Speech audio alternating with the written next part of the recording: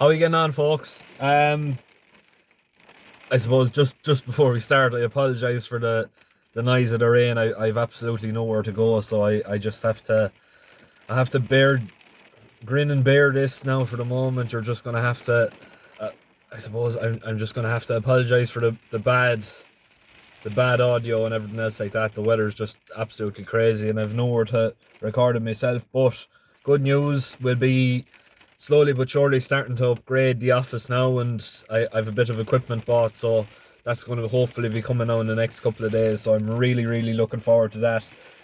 Beat sitting out in the car this this cold weather and this horrible weather, but yeah, it's going to be some good content now coming over the next few weeks. Anyway, whenever I do get this equipment in, but I suppose looking back on today, very very good day altogether. We the winners were few and far between, but the one we did get was very very profitable for us. Obviously, Montaigne Darjan drifted out to 14-1, went from the front, jumped like an absolute stag, and ended up winning fairly comfortably in the end. So realistically, I'm happy with that. I think going into tomorrow, I'm fairly confident going into Navan. As you can probably hear, the rain is absolutely pelting down. The realistically, the ground is going to be real sloppy, sticky, heavy ground now tomorrow. So you're going to need horses that stay, and you're going to need proper hardy horses. And realistically, I'm hoping that we will have some of these now tomorrow. Um, we may as well crack on with things. We may as well get things ready to go. The 140, I'm going to crack things off with the big price each way here now for today. Sophia's Castle for James DeLay and Philip Enright, currently priced in around 20 or 25-1, whatever it is now at the moment. In my personal opinion, this is a great each way value bet. The favourite here, Coquelino, has been a little bit disappointing. Now saying that, it's been consistent, but it's been consistently disappointing as well. I don't necessarily know if this ground is going to suit him tomorrow or not. I don't think it is. I think he's going to find it a little bit tricky, and therefore at a price of 8-13, he's definitely worth avoiding. Second favourite definitely looks to be interesting as well, but again, in this ground, you would be sort of scratching your head and wondering at the same time.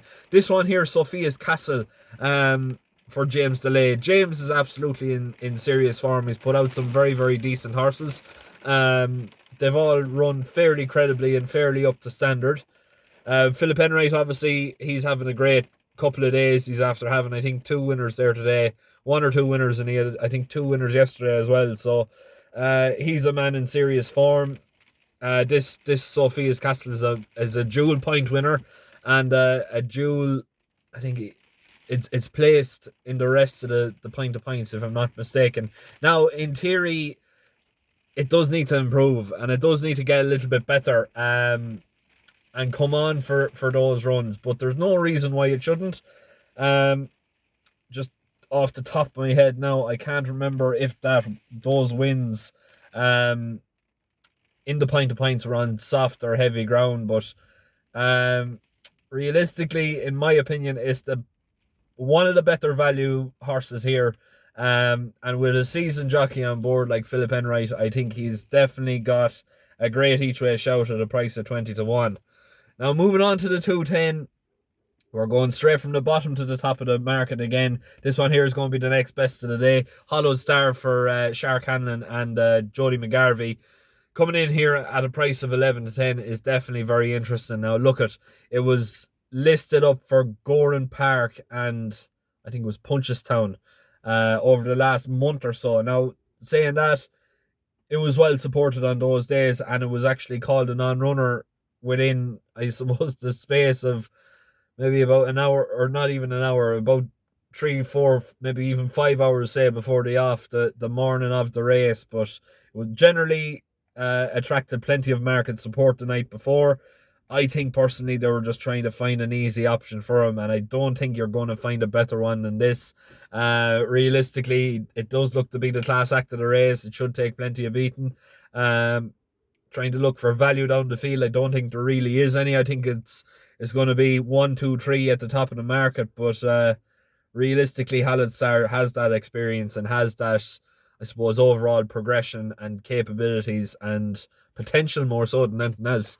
To go on to be bigger and better in races and to go on to bigger and better things. I personally think 11 to 10 is great value considering it has been well supported all the time. It should be supported even more now. And I suppose going into tomorrow, I would be expecting to see it odds on starting off, should it go ahead and run at all. 245 then, another each way shout of the day. And this one here is actually going to be the biggest price horse of the day. Local enough horse, Getaway Katie for Shane Ryder and Barry Brown. Currently priced in around 25 to 1. And personally speaking, I think this one here could well be worth a small each way. When you look at overall form. Now look at it. It's a former Willie Mullins horse. Actually, it's formerly owned by the syndicate's run by James Fenton, but Blue Bloods Racing, they used to have her, and I think she won in a hurdles race on her last start for them. But since then, she's came to Shane Ryder. Put in a very decent performance in Galway and on soft to heavy ground when it was behind a fair few decent rivals and a fair few rivals that have gone on to be better than really expected. All you have to do is look at the horses in front of it. It was only a half length behind Sizen Malbay for Stephen Mahon. Who, that mare has been an absolute revelation for him. Like it's definitely one of his pride and joys in the stable. There's a few more as well. I just can't think off the top of my head who they were, but it was a very decent performance that particular day. Getaway Katie was 150 to 1 that day, so it wasn't fancied, but it still finished 6 to 20. Went chasing then after that. It put in I suppose, not necessarily a substandard performance, but it just seems like it wasn't really suited for chasing. Obviously now it's going back over hurdles again. Potentially it's well thrown in. I don't know. I think it might be certainly worth a bit of a squeak each way. Only real worry is that the ground, I'm not 100% sure she's going to like it. The fact her only win came in Ballinrobe on good ground, it's definitely thrown a bit of a spanner in the works for me. But I'm just going on the fact that it was a very good sixth in Galway there last season, and it should be, I suppose, in similar fashion if it's able to produce a fairly decent run. Barry Brown is on board. Realistically, his style of riding should definitely suit her. I could easily see Getaway Katie getting into the top 3. It's not necessarily the strongest of races, and she's definitely faced stronger opposition in my personal opinion. I think she's very much overpriced at 25 to 1. 320 then, I am going to be going with the nap of the day, and this one here is going to Velvet Elvis for Tom Gibney and James O'Sullivan claiming £5. This one here has been definitely a revelation for Gibney's. He's going for a 3-timer. Will absolutely love the ground. He absolutely hosed up last time out in Navan. Definitely appreciates the track, appreciates soft to heavy ground. The conditions are going to be absolutely ideal for him. He's progressing with a rate of knots. I can honestly say that he's going to be very, very hard to beat. And even at a price he is now at 9 to 4, I think he's very, very much overpriced. I would be expecting to see him go off in around even money or 10 or 11 to 10. Realistically, he is the one they all have to beat, and he should be very, very hard to stop. 355 is going to be the patron pick of the day, so I'm not going to be covering it. 430 is going to be Stormy Judge for Pat Fahey and Danny Mullins, currently priced in around 11 to 2. Realistically, it's a flip of the coin here, whether this horse is going to appreciate Navan or not. We know it's going to appreciate the softer ground. Whether it's going to stay on for the sort of track it is, it's hard to know. Navan is very, very much like a roller coaster. It's very up and down.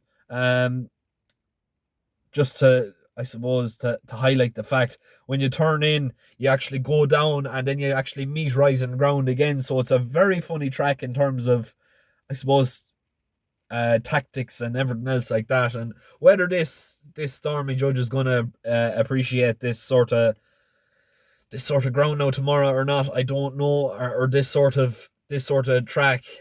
We know how good he is on flatter tracks, but it's all about converting that sort of pace angle from the flat tracks into, I suppose, a staying aspect in terms of like Navan and everything else like that. I think it's worth a bit of a squeak. I wouldn't be going too mad on it, but definitely well worth considering. Danny Mullins has been in absolutely flying form. It's the best season he's ever had. Um, I can honestly say that he's definitely one of the top jockeys in the country now at the moment, and that's no word of a lie. He's really riding out of his skin. He's really strong in the finish. Exactly what you need to be around Navan, and providing he's able to get this horse going the way we hope that he's going to get it going. It's going to be definitely strong in the finish. No doubt about it. Um, 505 is going to be an each way shout here now. Batsio at 8-1 for Ted Walsh and Aubrey McMahon claiming £7. Definitely looking very, very interesting. It was a winner in Clonmel in fairly easy fashion in 20. No, wasn't 2019. It might have been 2020 now. It's so hard to keep track of the race, and especially with I suppose overall, like the way the world has gone now with COVID and everything else like that. So realistically, I just think probably it was in or around 2020 now. Just come to think of it, but it met similar enough ground conditions. Very very rainy, sloppy, heavy weather. All this sort of dark, dreary, wintry weather like that only, I suppose, certain horses would appreciate. But I suppose on a going day, Batsio definitely does. Aubrey definitely knows how to ride this Batsio here. His family own it. Should have no problems. Should be able to get around no problem. And the style of running should definitely suit Navan as well. I think 8-1 is very much overpriced. Should it get around and should it be, I suppose, willing to go like Batsio is a terrible horse for just throwing in the towel. Um, I suppose on a going day he is very very hard to stop, but Jesus, when he doesn't want to do it, he doesn't want to do it, and you'll know from the word go he doesn't want to do it. But just in terms of an each way aspect, I think he is overpriced. I think he should be in around 4-1. I definitely think he's better than what the bookies are making him out to be. Especially in this ground, he should definitely love it, and the style of running, it should suit him down to the ground. And each way bet on him is definitely well worth considering. 540 then is going to be the only odds on shot here now today. Realistically, it should be very hard to beat. Grady Hollow at 4-5 for Patrick Mullins and I think it's Henry de Bromhead. Currently priced in around 4-5. Look, realistically, I'm not going to spend too much time on this one. It should be very, very hard to beat this lad. All you have to do is look at the way Patrick won in Goran Park there today in the bumper. Like, it was just like it was, for want of a better word, like it was taking the piss. he really really made light work of the field, and he just absolutely tied with them going up to the line. Like he barely won in a canter. Like he was nearly trotting going over the line. He won so easy, and realistically I think this Grady Hollow is going to do the exact same here now tomorrow. I just cannot see any horse to beat him. I know there's I think it's Queely's horse is getting well supported in is after having in price, but as a newcomer, like, I don't like the look of his breed, and I think he's more of a summer horse. I just think potentially this this favourite here might just drift out in the market, considering the money is down for this Queely horse. And look, at Queelys are definitely there to be respected as well, but I don't know. I just can't get my eyes off this Grady Hollow here. He's definitely got Lots to like about him. He's owned by Rob Core, and look at it's just very, very interesting in my personal opinion. But look at, I'm going to leave it there. I want to wish you all the very best of luck tomorrow if you're going to be having a bet. Please make sure to keep liking, sharing, and subscribing. And for those who might be wanting to get involved in the Patreon for €10 a month, now is definitely the time to do it. We're closing in on Cheltenham now, and if you want to be a part of the Cheltenham competition to win 200 quid, you would want to be getting on board now. Like I said, sign up there is a tenner a month. I leave a link in the description below. But if you need any help or if you want to sign up, please feel free to message me or like message the page, whatever it is, and I'll do my living best to try and assist you in signing up. Look at, if you're not in it, you can't win it, folks. Realistically, that's just all about it. But yeah, look at, best of luck tomorrow. Hopefully we get another big prize winner like we did there today. I just want to say thanks for your continued support, everything else like that. This new setup that's going to be built, it's all down to the support and the loyalty that you all have shown me. And it's really nice to see that. I suppose I'm able to start moving on to bigger and better things as well. But look, I'm going to leave it there. Best of luck tomorrow, and hopefully we're on the back of plenty of winners again.